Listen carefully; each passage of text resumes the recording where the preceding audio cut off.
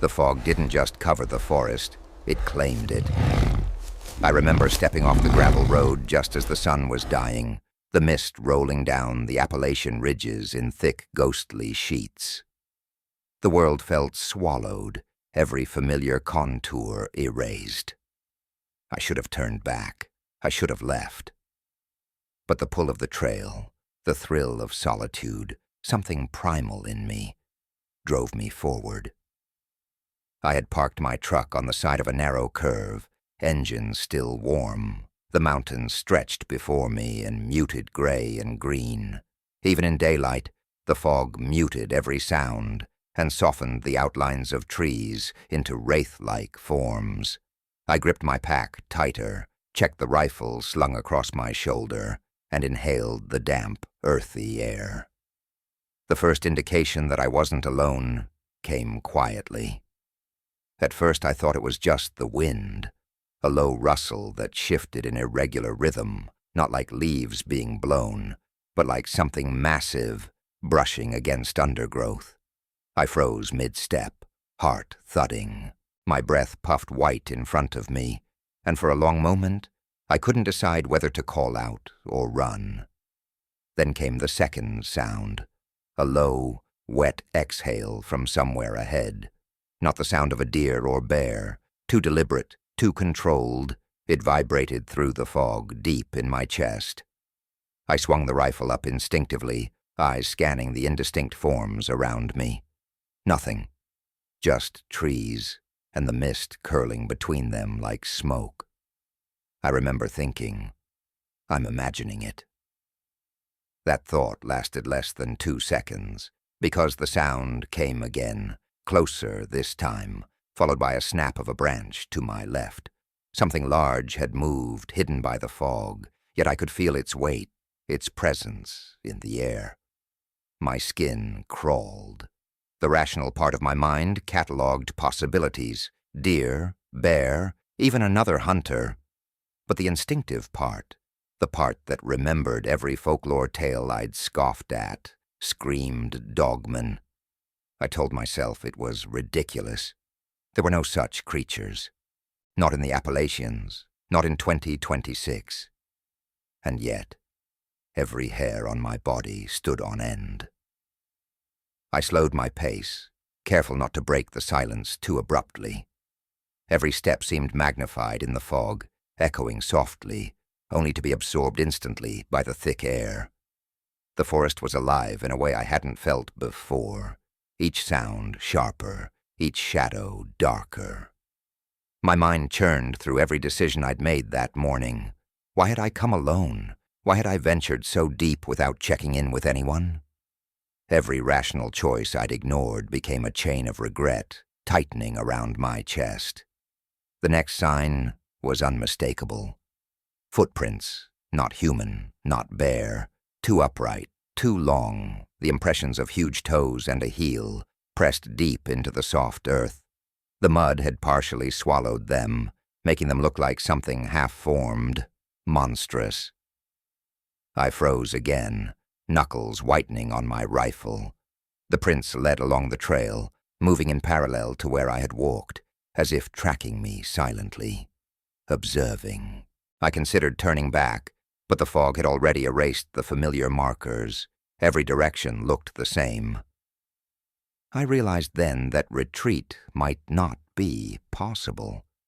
The trail narrowed as I climbed, roots slick with moisture, rocks hidden beneath layers of leaf litter. The fog grew denser with elevation, curling around tree trunks and strangling the distance. I could barely see 10 feet ahead, and yet I just knew, that I was being followed. The presence wasn't always audible. Sometimes it was a shift in the air, a subtle vibration underfoot, a smell, wet fur, musk, and something metallic.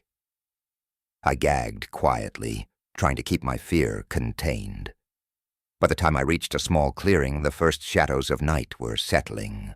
The fog refracted the faint light, making the trees look taller, the space wider, and yet claustrophobic. And that's when I saw it, movement in the fog, just beyond the clearing. I caught a glimpse of a dark, upright figure, massive and broad-shouldered, slipping between the trees. It didn't run, it didn't sprint. It moved with a terrifying economy, deliberate and unhurried, and even at a distance, even in the fog, I could see its face, or at least the outline of it. Elongated snout, sharp angles, eyes glinting faintly like wet stones. My pulse leapt.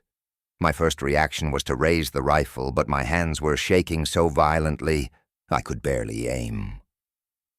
I whispered a prayer I hadn't known I still remembered, and then it exhaled, wet, deliberate, like the forest itself had breathed through a mouth, a living thing.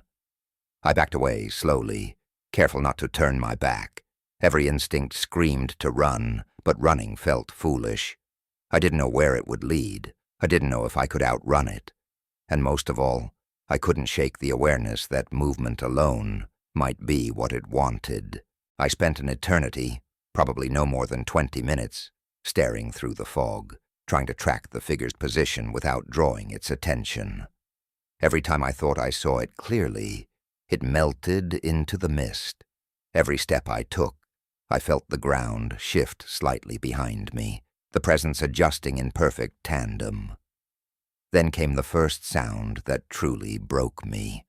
A low, guttural growl, barely audible but vibrating in my chest. It was not a bear growl, not a wolf.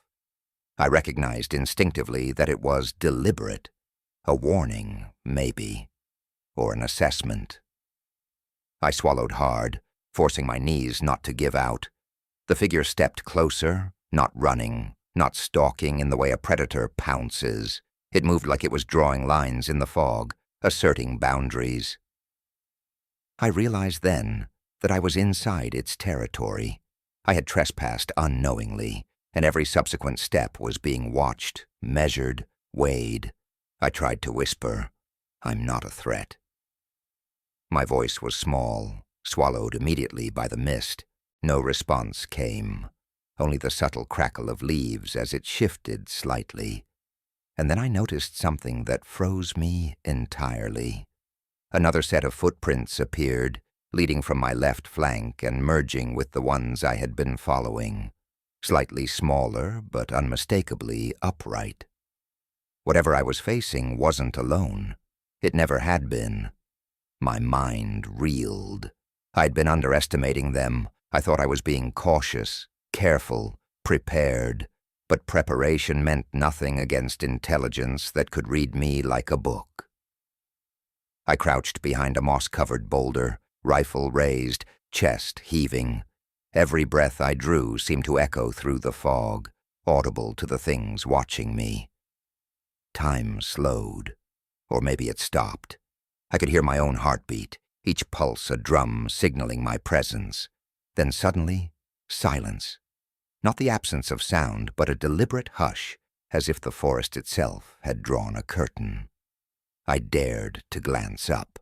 The figures were gone, or perhaps they had blended perfectly into the fog. I spent the rest of the afternoon crawling along the ridge, keeping low, checking every shadow, every outline. The fog seemed alive, moving against me in waves. At one point, I thought I saw a branch snap in the distance, just to my right, and I froze.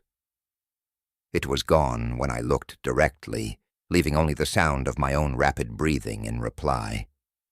By the time dusk fell, I realized something terrifying. I had walked in circles. The same trees appeared again and again. The fog had erased the landmarks I had tried to memorize. Every instinct to navigate failed. And somewhere just beyond the edge of my vision, I knew the dogmen were observing, waiting, shaping the forest around me without leaving a trace. Eventually, I stumbled onto a fallen log and collapsed against it. My hands shook uncontrollably as I checked the rifle again. I hadn't fired. I couldn't. Even aiming felt foolish. Any sudden movement could provoke something beyond my understanding. I tried to focus on breathing, tried to convince myself I wasn't alone, but the awareness of how truly alone I was only grew sharper, and then I heard it, directly behind me, just outside the log's cover, a wet exhale, long and deliberate. I froze so hard my muscles locked. Not a growl, not a snarl, just the sound of presence, of life, of something massive assessing me. The fog rippled as if the air itself moved. I could feel its gaze on me. I whispered, "Please don't," before choking. I realized then that begging had no power here, that logic, reason, preparation, all of it, was irrelevant. The forest, and whatever lived in it, had rules I could not know, and I had broken them all the moment I stepped from the road. Night closed in completely. The fog thickened to near impossibility, turning the world into a white void. I heard multiple exhalations now, layered, distant and close, simultaneously, footsteps circling just outside reach, the shape of one towering over a ridge, another slipping between tree trunks behind me. I didn't move. I couldn't. I could only sit and wait. The first night alone in the Appalachian fog was the longest I've ever endured. I can't describe time accurately. Every minute dragged as a potential eternity. Every sound, every shadow, every shift in the fog was amplified into terror. And I realized, with a sickening certainty, that if I made a mistake, if I moved, if I breathed too loudly, if I looked the wrong way, I wouldn't just get lost. I might not survive. I don't remember when I fell asleep. When I awoke hours later, the fog had thinned slightly. Light was creeping through the trees, pale and muted. The forest seemed calmer, but the footprints remained. The prints I had thought vanished the night before had returned, closer now. And I knew, even as I began the careful trek back toward what I hoped was the road, that the creatures had not left. They were still tracking me, shaping the forest, teaching me through terror. That was the first day I realized. In the Appalachian fog, you don't stumble across dogmen. They stumble across you. And once they have, there is no forgetting.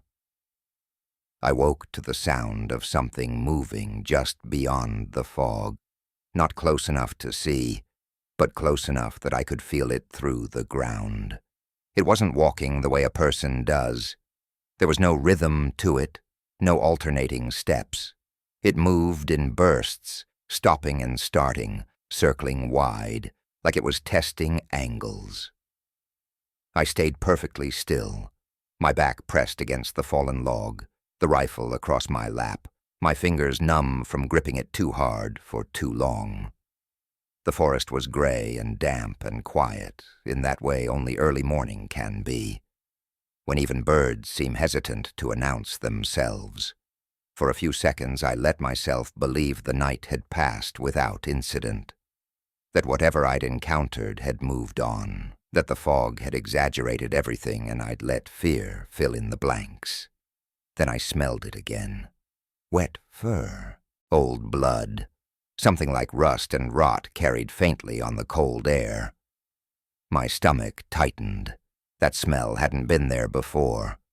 Not this strong. It meant proximity. It meant intention. I shifted my weight slightly, just enough to peer over the log. The fog thinned in uneven patches, revealing tree trunks like pale pillars. That's when I saw movement to my right. Not a full shape, just the slow displacement of mist, as if something tall had passed through it without disturbing the leaves beneath.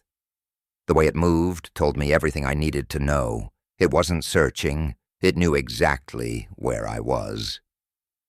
I raised the rifle an inch. The sound of metal against wood felt impossibly loud. The movement stopped immediately. The fog settled. Silence pressed in so hard my ears rang. I understood then that it was listening to me the way a hunter listens to prey. Every small sound, every breath, catalogued and interpreted. I lowered the rifle again, my heart pounding so hard I thought it might give me away. Minutes passed, or maybe longer. Time didn't behave normally out there. Eventually, I forced myself to move. Staying put felt like surrender. I slid away from the log, keeping low, scanning every angle before committing my weight. The ground was soft and uneven, the kind that records every mistake. I placed my boots carefully, aligning them with existing footprints when I could, even though I knew it was pointless. Whatever was following me didn't need tracks to know where I was. I chose a direction based on nothing more than instinct. Downhill felt safer. Roads followed valleys. Water followed valleys. People followed valleys. I moved slowly, pausing every few steps to listen. The fog clung to me like damp cloth, beating on my eyelashes, soaking into my clothes. I could hear my own breathing again, ragged and shallow. I hated that sound. It felt like a beacon. About 20 minutes in, I heard it clearly for the first time. Footsteps, heavy, upright, not crashing through brush like a bear, not the quick light steps of a deer. These were measured, intentional. They mirrored my pace, stopping when I stopped, starting when I started, not directly behind me. Off to the side, herding distance. The realization hit me like ice water. I wasn't being chased. I was being guided. I veered left, trying to break whatever pattern it was setting. The footsteps adjusted instantly, cutting me off without closing the distance. I turned right. Same result. Each time, it corrected me gently, almost politely. I felt like a child being steered away from a dangerous road. Panic swelled in my chest. I broke into a jog. That was a mistake. The response was immediate. Branches snapped ahead of me, not behind. Something moved fast through the fog, crossing my path in a blur of dark mass and motion. I skidded to a stop, nearly falling. The air in front of me felt wrong, thick and charged. I caught a glimpse then, just for a second.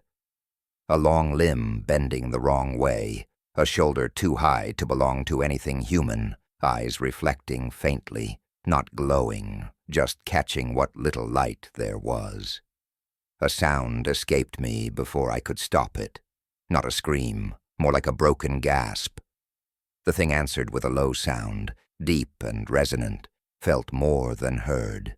It wasn't anger, it wasn't hunger, it was correction, a reminder. I backed up slowly, hands raised without thinking, the rifle hanging uselessly from its strap. I whispered again, not words this time, just breath. The shape retreated into the fog, melting away as if it had never been there. The pressure lifted slightly, but the message remained. Run again, and things would change. I walked for what felt like hours after that, though the light barely shifted. The fog never fully lifted.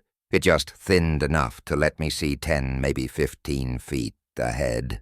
Enough to keep me moving, enough to let me hope. The footsteps stayed with me, sometimes close, sometimes distant, never fully gone. Occasionally I heard more than one set. Once briefly, I heard something vocalize behind me. A low chuffing sound, almost conversational. Another answered from farther off. My hands shook so badly I had to stop and steady myself against a tree. By mid-morning, exhaustion set in. Fear burns energy fast. My legs ached, my mouth was dry, my head throbbed. I found a narrow stream cutting across my path and knelt to drink, not caring about parasites or anything else. As I cupped water into my mouth, I noticed the bank on the far side, deep impressions in the mud, not fresh, but not old either. They ran parallel to the stream, as if something had been pacing me long before I arrived. That's when the understanding settled in fully. This wasn't a chance encounter. The fog hadn't rolled in randomly. I hadn't wandered into something's territory by accident. I had been allowed in, observed, studied. The thought made my stomach turn. I felt like an animal that had stepped into a trap it couldn't see. When I stood up, the forest felt closer. The trees leaned in subtly, their branches interlocking overhead. The light dimmed again, the fog thickening without warning. I heard movement ahead and froze. This time, it didn't retreat when I stopped. It stayed where it was, waiting. I edged forward until the shape resolved itself through the mist. It stood just beyond a cluster of saplings, partially obscured, tall, easily 7 feet, maybe more. Its posture was wrong in a way that made my eyes hurt to look at. Upright, but not like a person, balanced differently. Its arms hung too long at its sides. Its head was angled slightly downward, eyes fixed on me. I could see fur now, dark and matted, clinging in uneven patches. Its chest rose and fell slowly. We stared at each other for a long time. Neither of us moved. I felt small in a way I hadn't since childhood, exposed, judged. The rifle between us might as well have been a toy. I knew, with absolute certainty, that if it wanted me dead, I wouldn't even have time to understand what was happening. It took one step forward, just one. Close enough that I could hear the subtle click of claws against stone. I shook my head, tears stinging my eyes, and whispered again, "I'm leaving." The words felt stupid, but they were all I had. The thing tilted its head slightly, like it was considering me. Then, incredibly, it stepped aside. The pressure shifted immediately. The path in front of me felt open in a way it hadn't before. I didn't question it. I walked, slowly, carefully. I didn't look back until I had gone at least 50 yards. When I did, the fog was empty, but the footsteps resumed almost instantly, now behind me, keeping pace. The rest of the day blurred together. The terrain grew steeper, rockier. My boots slipped more than once. Each time I stumbled, the presence surged closer, then eased back when I recovered. It was teaching me something, punishing mistakes, allowing progress. I stopped trying to understand why. Understanding didn't help. Compliance did. As evening crept in again, the forest opened slightly. I found myself on a narrow ridgeline, the fog thinning enough to reveal distant shapes below. I thought I smelled smoke for a moment, human smoke. My heart leapt painfully. Hope is dangerous. It makes you careless. I moved faster without realizing it. The response was swift. A loud crack to my left as a tree trunk splintered under immense force. Something slammed into it hard enough to shake the ground. I dropped to my knees, hands over my head, sobbing openly now. The sound that followed wasn't a growl. It wasn't even vocal. It was the sound of breath forced through a massive chest, sharp and angry. A warning I couldn't misunderstand. I stayed there for a long time, shaking, until the pressure eased again. When I finally stood, night was falling for the second time. I realized then that I hadn't escaped anything yet. I had only been allowed to continue. And whatever rules governed that allowance, I was still very much subject to them. As darkness settled in, and the fog thickened once more, I understood something else, something colder and more terrifying than any growl or footprint. This wasn't about territory alone. This wasn't about curiosity.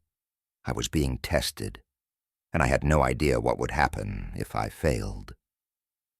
Night fell fast on the ridge, the way it always does in the mountains, like someone flipped a switch instead of lowering a dimmer. One moment there was shape and distance, the faint outline of slopes below me, and the next there was only fog and the suggestion of trees standing somewhere beyond it. I didn't dare turn on my headlamp. Light felt like an invitation, Worse, it felt like defiance. Whatever rules I was operating under now, I didn't make them, and I was painfully aware that every choice I made was being evaluated. I moved only when the forest allowed it. That sounds insane, I know. But by that point, I could feel it. There were moments when the pressure around me eased, when the air felt lighter, almost permissive. That was when I walked. Other times, the fog thickened abruptly, my ears filled with a low, almost subaudible hum, and I knew to stop. When I ignored those cues even slightly, something would respond. A branch snapped too close. A stone rolled uphill against gravity. Once a rock the size of my head sailed out of the fog and smashed into a tree trunk 10 feet in front of me, exploding bark outward like shrapnel. After that, I paid attention. I followed the ridgeline because it was the only thing that made sense. Valleys trapped fog. Ridges at least offered the illusion of escape. My legs burned with every step, calves tight, thighs trembling. I hadn't eaten since the day before. My stomach cramped, then went numb. Hunger felt distant compared to the constant, grinding awareness of being watched. The footsteps changed as night deepened. During the day they'd stayed mostly behind me or to the sides. Now they moved more freely, sometimes ahead, sometimes above. Once, unmistakably, below me, pacing on a lower slope that should have been inaccessible without climbing gear. I tried not to think about what that meant. Around what I guessed was midnight, I reached a section of trail cut into shale and loose rock. It sloped downward sharply, narrow and exposed. One wrong step would mean a long fall. I stopped at the edge, breathing hard, trying to decide whether to risk it. The fog thinned just enough for me to see movement across the gap ahead. A tall silhouette stood on the far side, perfectly still, framed by mist. Its outline was clearer than any I'd seen before. Broad shoulders, long arms hanging loose. Its head was tilted slightly, eyes fixed on me. It didn't need to gesture. The message was clear, forward. My hands shook as I tested my footing. Every step sent pebbles skittering into the dark. The drop yawned beside me, unseen but deeply felt. Halfway across, my boot slipped. I windmilled, barely catching myself on a jagged outcrop. My heart slammed so hard it stole my breath. Before I could recover, there was a sound above me. Not footsteps, something faster. A rush of displaced air. I looked up. For the first time, I saw one clearly. It crouched on a boulder overhead, balanced easily on haunches bent at an angle no human knee could manage. Moonlight filtered weakly through the fog, enough to illuminate coarse, dark fur clinging to a massive frame. Its arms were too long, muscles shifting beneath the skin as it adjusted its grip. Its hands, God help me, ended in thick fingers tipped with claws that curved slightly inward, built for holding, not just tearing. Its face was unmistakably canine, elongated snout, flared nostrils drawing in my scent. Its eyes were wrong, not glowing, not reflective like an animal caught in headlights, intelligent, focused, aware. We locked eyes. I don't know how long it lasted. Seconds stretched into something else entirely. I remember thinking, very clearly, that this was the moment, that whatever test I was undergoing had reached its conclusion. My rifle hung uselessly at my side. I knew better than to reach for it. The thing above me wasn't tense, it wasn't coiled to strike, it was calm, confident. I was the unstable variable, not it. Slowly, deliberately, it inhaled. Its chest expanded massively. Then it exhaled directly toward me.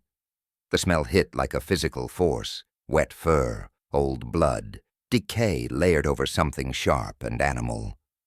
I gagged, barely managing not to vomit. My eyes burned with tears. The thing tilted its head again, studying my reaction. I realized then that it was close enough to kill me in less time than it took to think. That it hadn't done so yet was the only reason I was still breathing. It dropped from the boulder without a sound, landing on the narrow trail ahead of me. Upright. Taller than I'd thought. Easily 8 feet if it stood fully straight, though it hunched slightly, its posture relaxed but ready. It turned its back on me and walked forward, unhurried, claws clicking softly against stone. After a few steps it stopped and glanced back over its shoulder. Follow. I did. The trail widened gradually, leveling out into a stretch of dense forest. The fog thinned just enough to reveal shapes, depth, distance. I became acutely aware of other presences now, shapes moving parallel to us, dark forms slipping between trees. Occasionally a low sound passed between them, not quite vocal, more like breath shaped into meaning. Communication, coordination. We traveled like that for hours. Me stumbling along behind a creature that should not exist, escorted by others I could barely perceive. Fear changed shape after a while. It burned itself out, leaving something colder behind. Resignation, maybe. Or acceptance. I focused on small things, placing one foot in front of the other, keeping my breathing steady, not looking directly at them unless invited. At one point, we passed through an area where the fog lifted almost completely. A hollow opened up, ringed by old-growth trees. The ground was churned and scarred, earth torn up in long gouges. Bones lay scattered near the edges. Deer, maybe elk, some old, some disturbingly fresh. I felt my stomach clench again. This was a place of use, of purpose. The lead dogman, there was no other word for it now, stopped at the center of the hollow. It turned to face me fully. Up close, the scale of it was overwhelming. Its chest was broad and scarred, fur thinner in places, revealing thick, dark skin beneath. One ear was torn, not recently. A survivor. Its eyes studied me with something like curiosity layered over judgment. It took a step closer. I froze. My legs trembled, threatening to give out. It leaned down slightly, bringing its face level with mine. I could see individual whiskers, flecks of dried blood at the edge of its mouth. It inhaled slowly, deeply, scenting me from head to toe. Then it did something I will never forget. It reached out and tapped my chest. Not hard, not aggressively. Just enough for me to feel the weight of its finger. The pressure of claw against fabric and bone. The gesture was deliberate, communicative. I understood it instinctively, though I can't explain how. Heart, intent, measure. It straightened and stepped back. A low sound rippled through the hollow as the others responded, shifting positions, closing ranks slightly. The lead turned away again and began to walk toward the far edge of the clearing. I hesitated for half a second, too long. The reaction was immediate. A shape moved behind me with terrifying speed, slamming into the ground inches from my heel. The earth shook. I stumbled forward, barely catching myself. The message was clear. Don't stop. Don't question. We left the hollow and entered thicker forest. The terrain grew unfamiliar, wrong somehow.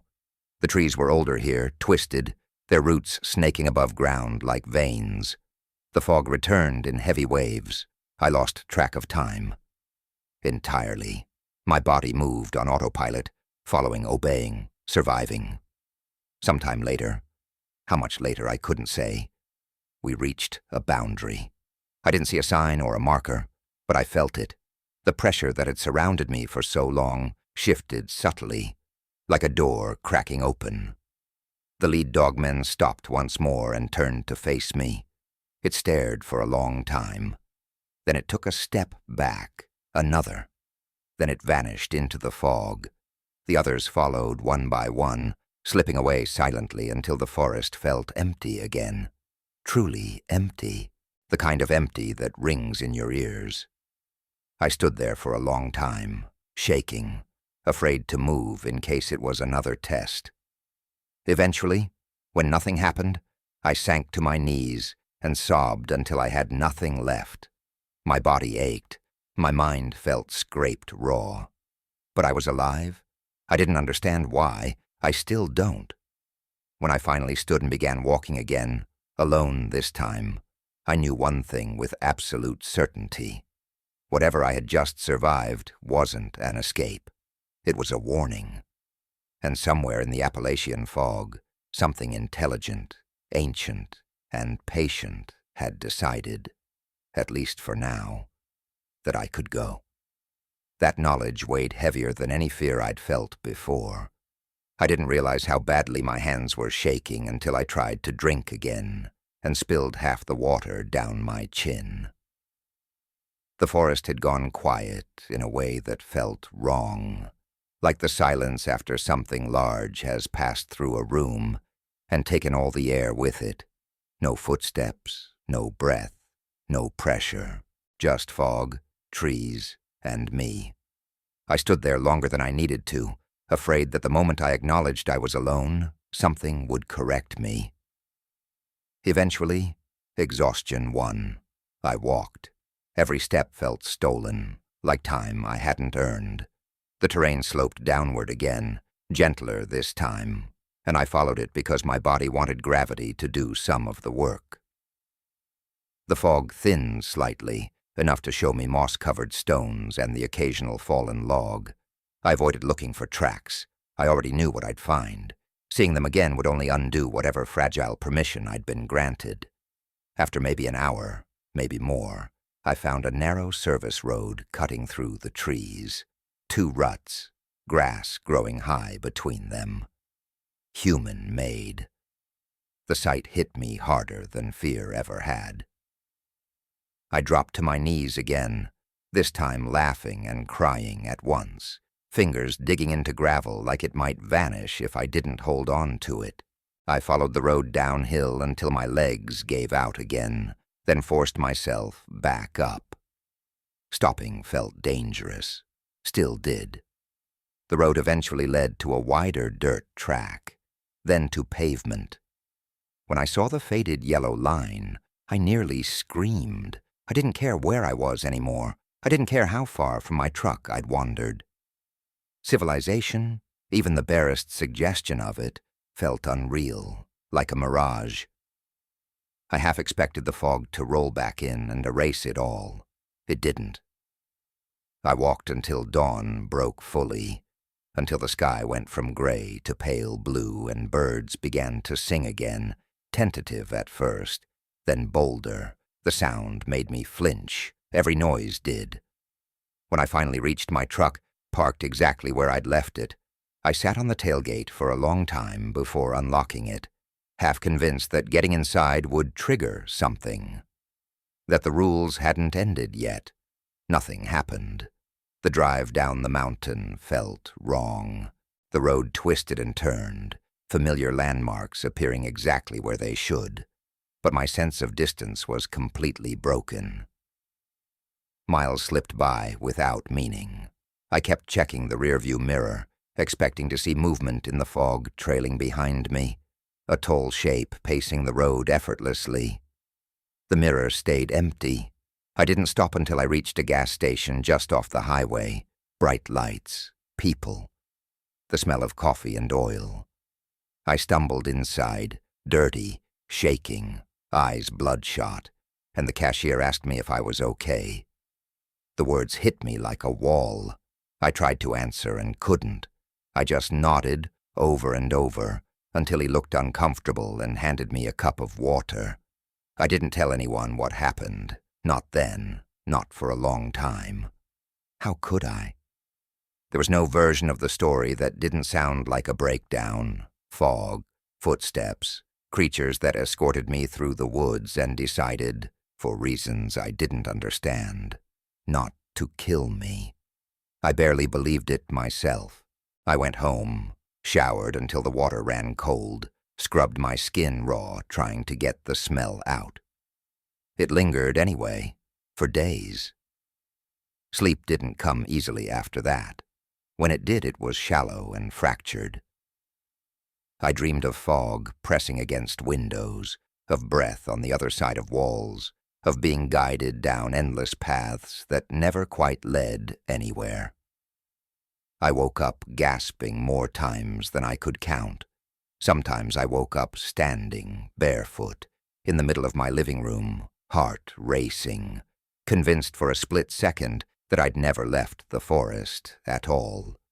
The physical signs faded faster than the mental ones.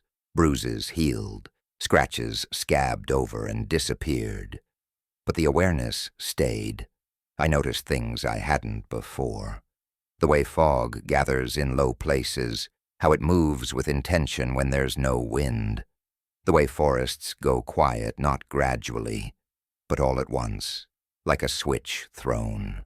The way animals avoid certain stretches of land without any obvious reason.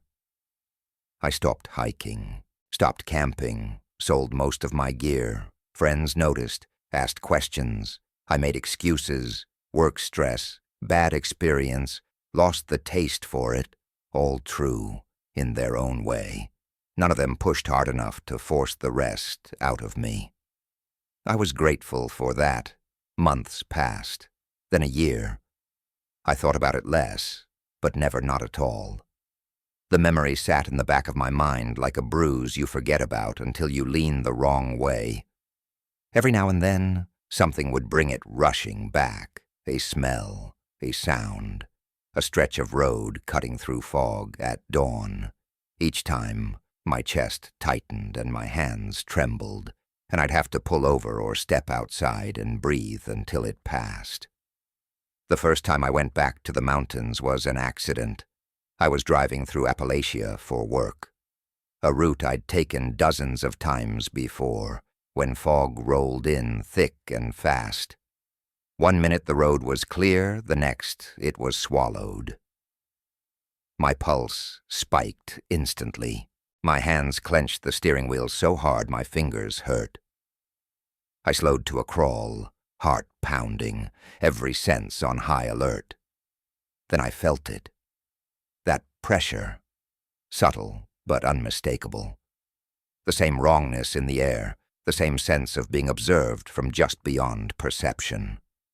I didn't see anything, no shapes, no movement. But I knew. The knowledge settled into me like an old weight returning to its place. I whispered, "I'm just passing through," without thinking. The words tasted strange in my mouth. I kept my eyes on the road and didn't look into the trees. The fog thinned after a mile or two, lifting as abruptly as it had come. The pressure eased. I drove on, shaking, heart racing, but alive. That was when I understood the last piece of it. I hadn't escaped because I was stronger or smarter or luckier than anyone else.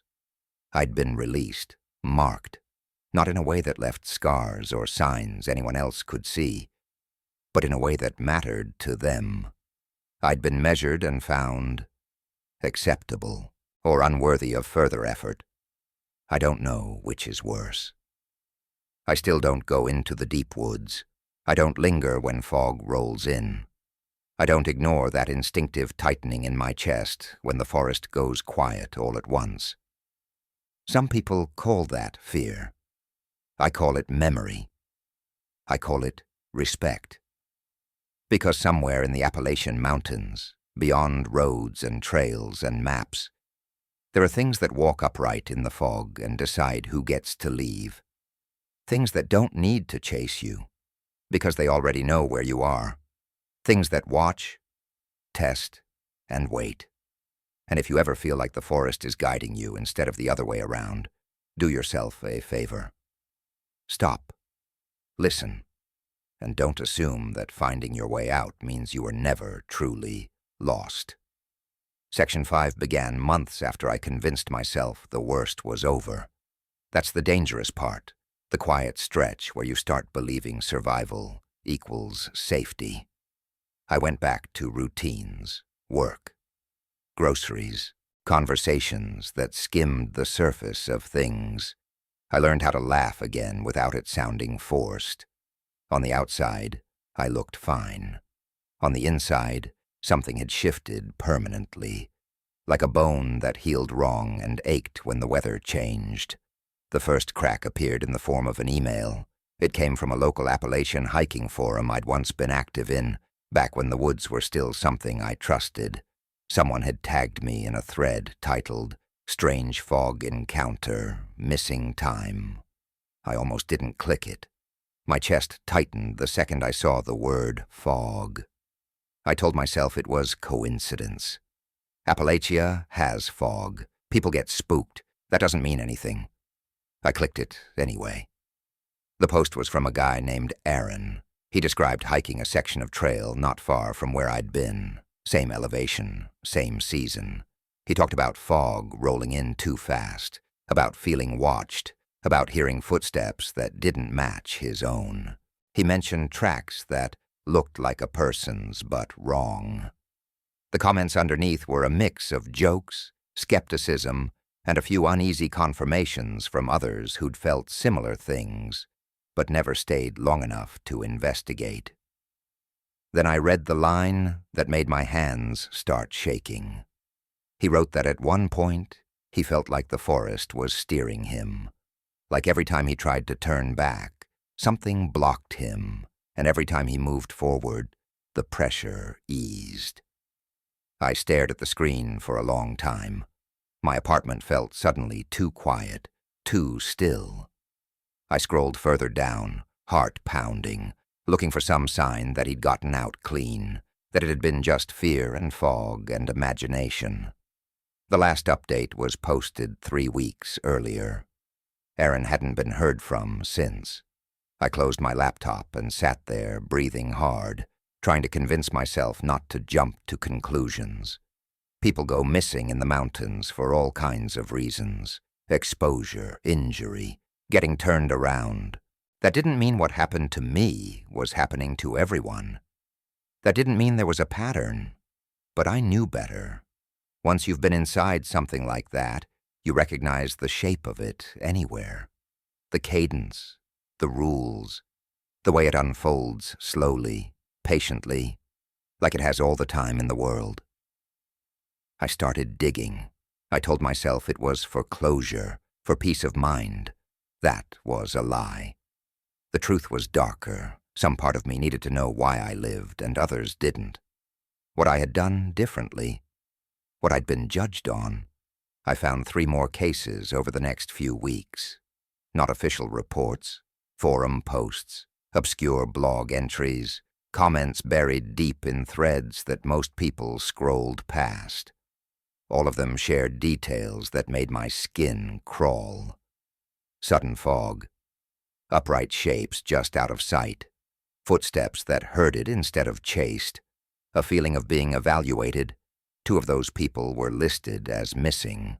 One was found weeks later, alive but incoherent, dehydrated, wandering near a road miles from where he'd last been seen. He refused to talk to police, just kept repeating, "They let me go." I stopped sleeping again after that. Every time fog rolled in at night, I felt it. Not like before, not sharp and immediate, but like a distant pressure, a reminder. I started having dreams where I was back on the ridgeline, only this time I wasn't afraid. I was walking willingly, following shapes through the mist, understanding things without words. I'd wake up soaked in sweat, heart racing, ashamed of how natural it felt. That's when the guilt started to outweigh the fear. Why me? I wasn't stronger. I wasn't braver. I hadn't fought. If anything, I'd done the opposite. I'd submitted. I'd followed. I'd listened. The thought gnawed at me constantly. That survival hadn't been about worth or innocence, but about compliance. About being easy to manage. The idea made my stomach churn. I tried to talk myself out of it, to frame it as trauma, looking for patterns where none existed. But then something happened that erased any remaining doubt. I received a package. No return address, no postage stamp I recognized. It was waiting outside my apartment door when I got home from work one evening. Plain brown cardboard, sealed with twine. I stood there staring at it for a full minute before touching it, half expecting the air to change, the lights to flicker, something to signal that I'd crossed another invisible line. Nothing happened. I brought it inside and opened it slowly. Inside was a single item, my old compass, the one I'd lost in the woods, mud still caked in the grooves. The glass scratched in the same place I remembered. My breath caught in my throat. There was no note, no explanation, just the compass, placed carefully in the center of the box. I sank onto the floor, shaking. They knew where I lived, not in the way a stalker knows, not by watching from a distance, in a deeper way. The way you know where something belongs, the way you return a thing to its owner once you're done with it. That night, the dreams changed. I dreamed of standing at the edge of the forest, fog rolling out to meet a paved road. On one side, headlights and human voices. On the other, trees stretching endlessly, filled with tall, patient shapes, watching in silence. One of them stepped forward and pressed something into my hands. Not the compass, something heavier, responsibility. I woke up with my jaw clenched so hard it ached. After that, I stopped pretending I could ignore it. I started mapping the reports, the sightings, the disappearances. Patterns emerged quickly once I knew what to look for. Fog-heavy regions, areas with old-growth forest, places where development had stalled or retreated. The Appalachian spine lit up like a nerve. And there was something else. Most of the people who vanished had one thing in common. They'd pushed back, panicked, fired shots, run blindly, broken the unspoken rules early and violently. The ones who lived had done what I'd done. They'd listened. That realization hollowed me out. I didn't know what to do with it. Going to authorities was pointless. How do you explain creatures that don't leave evidence unless they want to? That operate on judgment instead of instinct? I couldn't even fully explain it to myself without sounding insane. So I did the only thing that made sense at the time. I went back. Not into the deep fog, not into the heart of it, just close enough. I told myself it was to leave an offering, closure, gratitude, maybe apology. I don't know. I drove to a pull-off near the edge of one of the affected areas and waited until early morning, when fog clung low to the ground but hadn't fully claimed the forest yet. I brought the compass. I walked just far enough that the road noise faded, just far enough that the trees closed in. The air shifted almost immediately, pressure building subtly around my ears. I placed the compass at the base of an old tree, stepped back, and whispered, "Thank you." Not loudly, not dramatically, just enough to be heard by whatever might be listening. For a long moment, nothing happened. Then the fog moved, not rolling, not drifting, parting. A narrow corridor opened between the trees, leading deeper into the forest. My heart hammered. Every instinct screamed not to follow, and yet beneath the fear, there was something else. Expectation. I shook my head and took a step back instead. The fog closed instantly. The pressure eased. The forest went still again. That was the answer. I wasn't being called back in. I was being acknowledged. The boundary was still there. The rules still applied. I could live my life on the outside, as long as I respected the line. I left without looking back. But I know now that survival didn't end the story. It started a different one. One where I carry knowledge most people never will. One where fog isn't just weather, and getting lost isn't always an accident. Because somewhere in the Appalachian mountains, there are things that decide who belongs where. And once they've decided you don't belong to them, they let you go.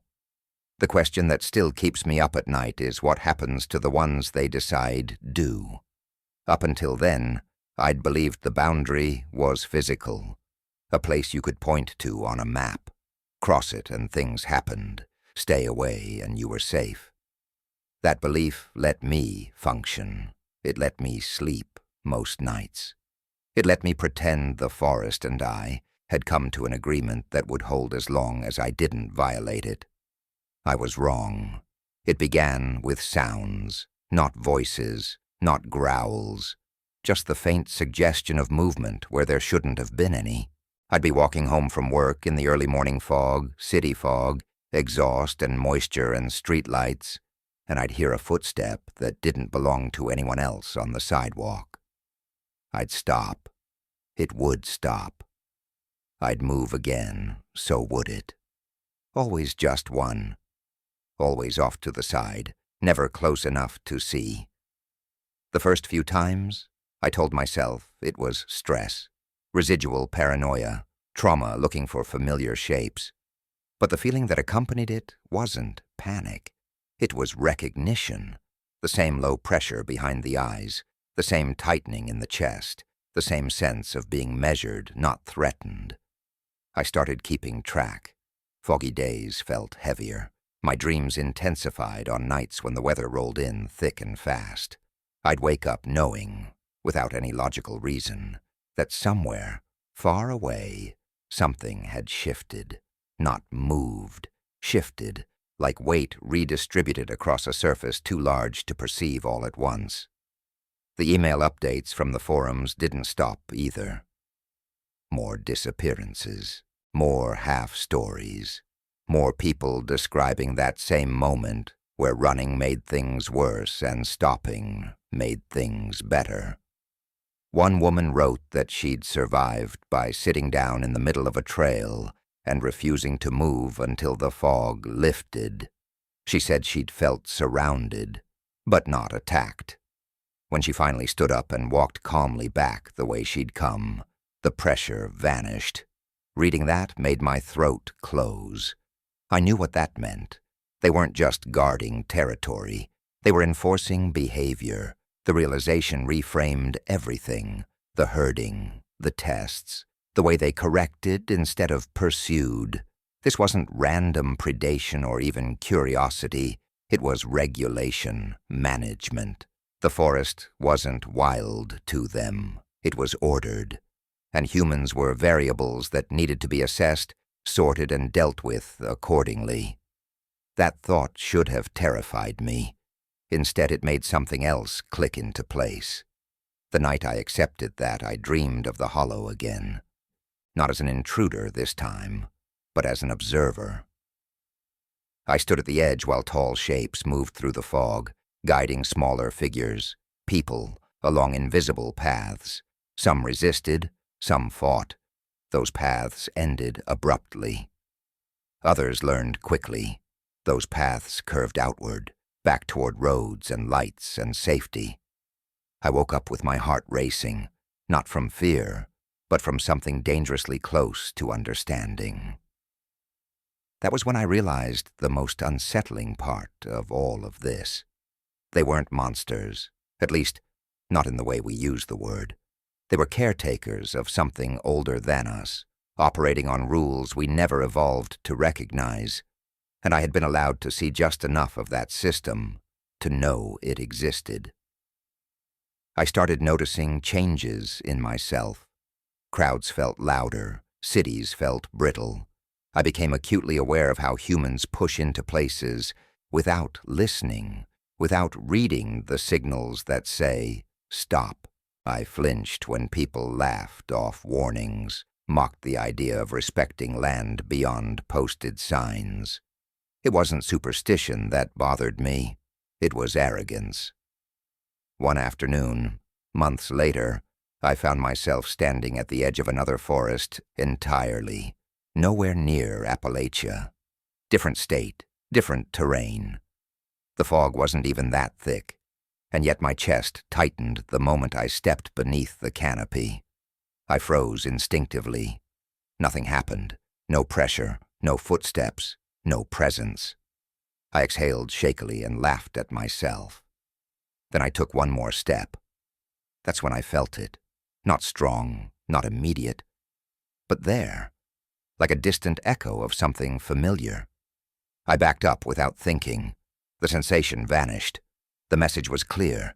It wasn't just one forest. It was a network, not connected geographically but behaviorally, places where human control had thinned enough for older systems to reassert themselves, places where fog, isolation, and time allowed something else to breathe.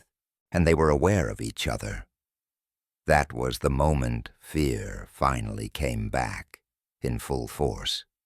Because it meant my survival hadn't been a one-time judgment.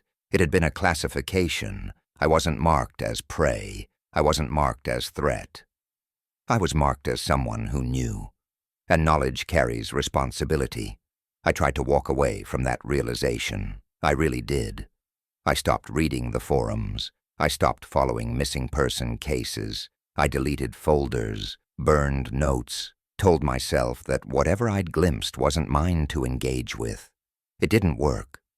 The world kept bringing it to me. A coworker mentioned a cousin who vanished while hunting in heavy fog. A news blurb about a search called off due to hazardous conditions.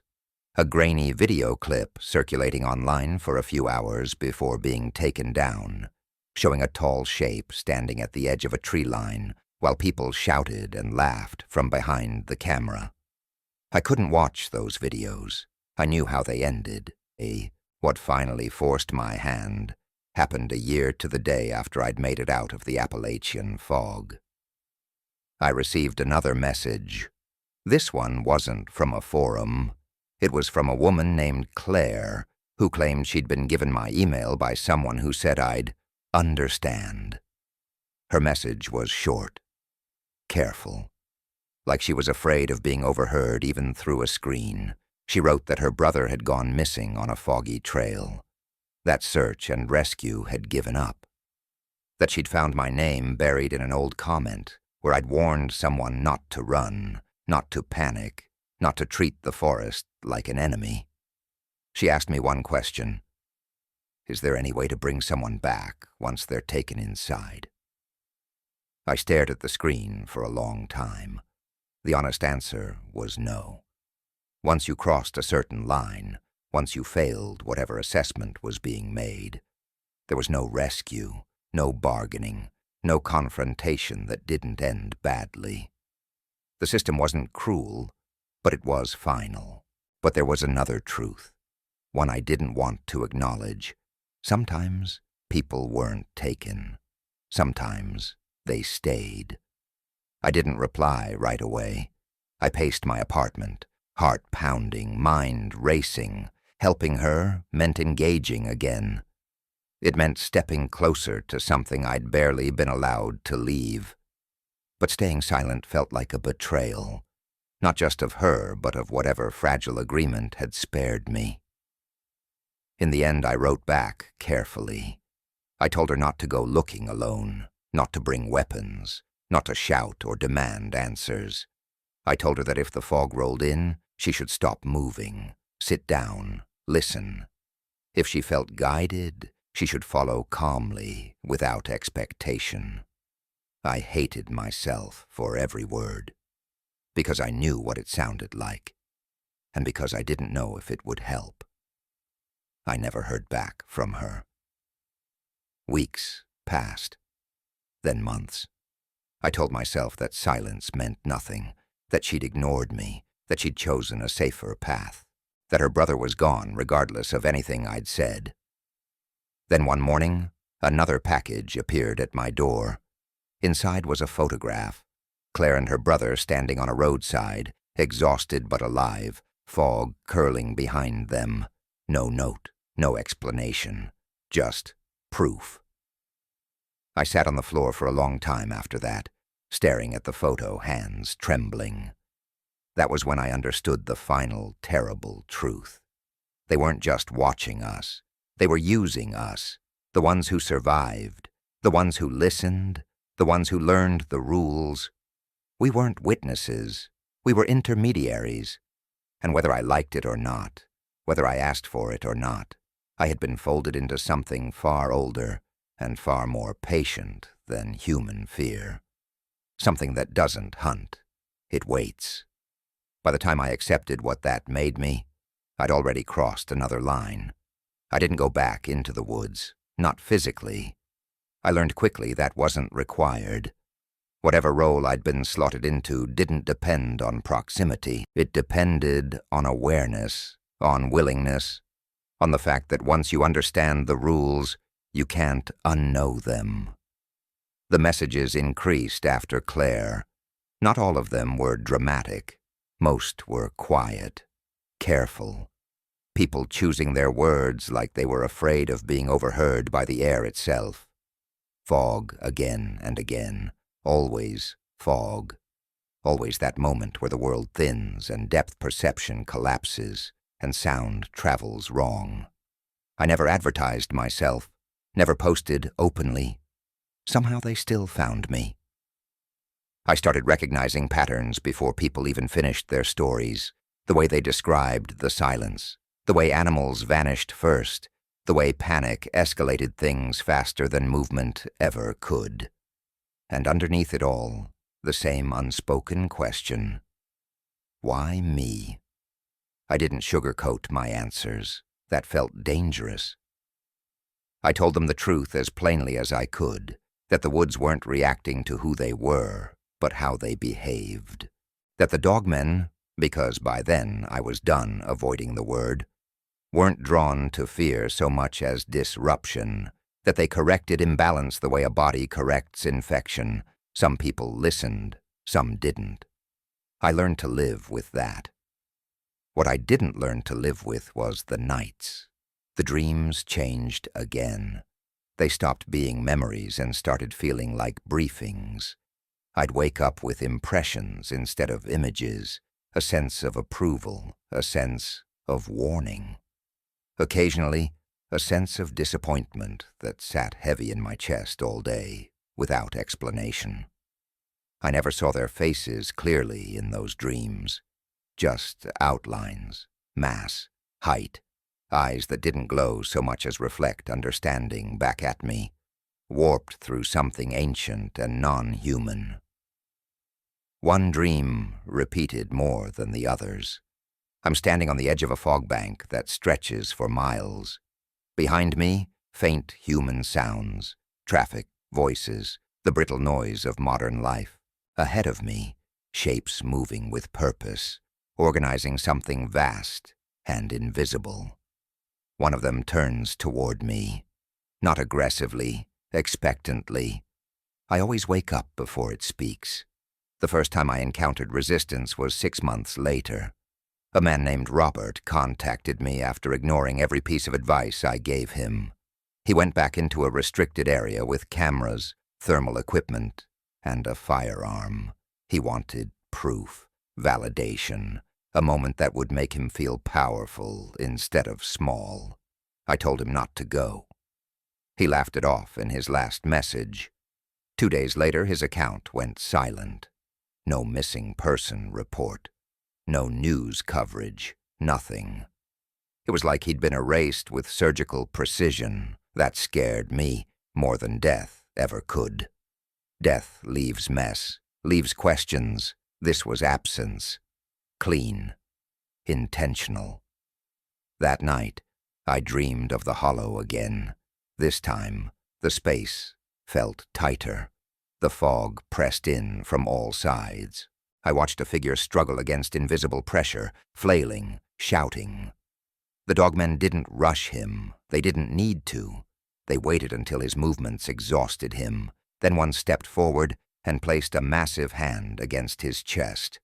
The moment contact was made, he stopped existing, not killed, not consumed, removed. I woke up screaming. After that, I changed how I responded to people. I stopped answering curiosity, stopped indulging thrill seekers. If someone asked for proof, I cut contact immediately. The system didn't tolerate spectacle. I understood that now. It tolerated humility, awareness, correction. Every time I respected that boundary, the pressure eased. Every time I didn't, it returned. There were moments, quiet, terrifying moments, where I felt something pass through my apartment. Not physically, but perceptually. Like a presence checking alignment, I'd sit perfectly still, breathing slow, refusing to react, and eventually the sensation would withdraw. I never told anyone about those moments. Some things aren't meant to be shared. The last message I ever sent in that role came from a teenager, 16, camping with friends. Fog rolled in fast. Everyone panicked, split up. He hid under a fallen tree, shaking so hard he thought his teeth would crack. He said he could hear breathing. I told him to slow his own breathing until it matched the rhythm outside.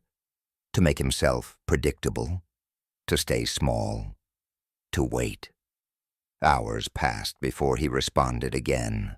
He said the fog lifted. He said something huge had stood nearby the whole time. He said it nodded once before leaving. I deleted my account after that. Not because I was afraid, because I understood. The system didn't need me anymore. Or maybe it never did.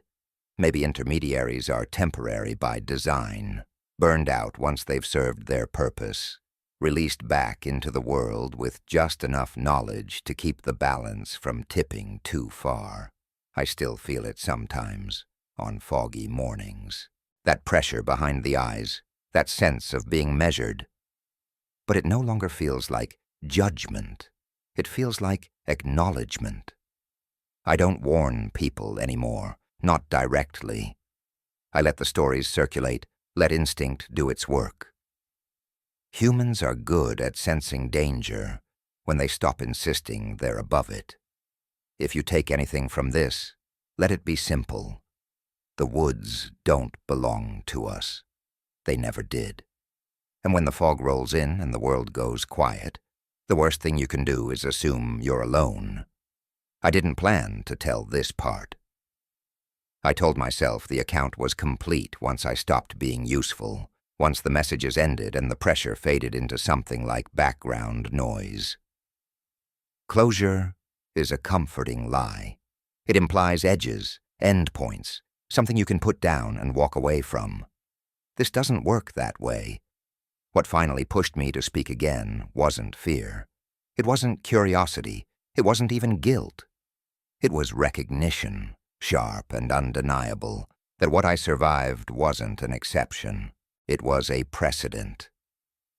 I began to notice how often fog now features in reports that never use the word, how many disorientation incidents, how many lost time cases, how many search efforts quietly terminated because conditions were unsafe. The language has changed. The patterns haven't. People don't vanish the way they used to, not explosively, not violently. They thin out. They step sideways out of systems that don't notice until it's too late. Families search where they're told to search. Authorities avoid where they're told to avoid. The spaces in between remain untouched. That's where they are. I haven't seen one since Appalachia, not directly. No silhouettes, no eyes, no towering shapes stepping between trees. But that doesn't mean they're absent. It means I'm no longer the audience. That distinction matters. I still dream occasionally. Less often now. When I do, it's never threatening. I'm not chased. I'm not tested. I'm standing somewhere elevated, watching fog move through valleys like a tide. I understand where it will thicken and where it will thin. I know, without being told, which paths are safe and which aren't. When I wake from those dreams, I don't feel dread. I feel grief, not for myself, for us. We are loud. We are fast. We mistake dominance for belonging and access for entitlement. We crash into places that require patience and then act shocked when something pushes back. And when that pushback doesn't look like teeth and claws, when it looks like silence, redirection, disappearance. We refuse to name it. The dogmen don't announce themselves. They don't mythologize. They don't need witnesses or worship. They function. That's the most unsettling thing about them. They behave the way a system behaves when it's older than the species disrupting it. I think about the ones who didn't make it, the hikers who ran, the hunters who laughed, the explorers who brought equipment instead of humility. I don't think they were punished. I think they were incompatible, and compatibility, once assessed, isn't negotiable. I've replayed my own survival more times than I can count, looking for the moment where I earned it, where I proved something, where I passed a test. I don't think that's what happened anymore. I think I stopped being a problem. I think I became predictable, still, calm, responsive, easy to move. That's not heroism. That's adaptation. There's a reason fog is always involved. It strips away distance. It erases certainty. It forces you to rely on senses we've trained ourselves to ignore. In fog, you can't dominate a landscape. You can only exist within it. They thrive there because it levels the field. If you're listening to this because you're curious, stop. Curiosity is loud. Curiosity escalates. Curiosity gets corrected. If you're listening because something happened to you, because you felt watched, redirected, spared, then you already know what I'm about to say. You didn't imagine it, but you also weren't chosen. You were allowed. There's a difference.